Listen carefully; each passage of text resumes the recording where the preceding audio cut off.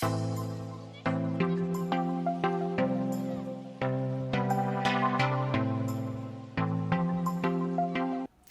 we're going to take a little look inside our fabrication and welding workshops.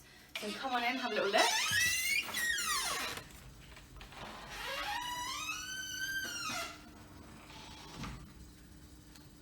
So we have level 2 and level 3 available for the students.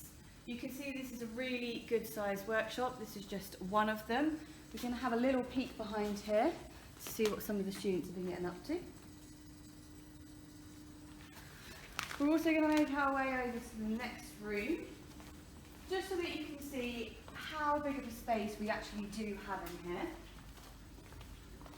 They're very big on their health and safety. You can see the masks are up here.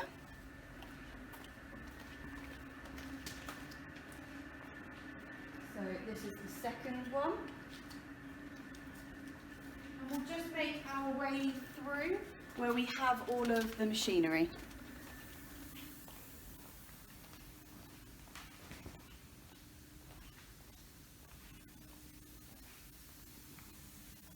So you can see we really do have the equipment to allow students to complete this course successfully, and we also have classrooms just opposite so they can complete their theory work.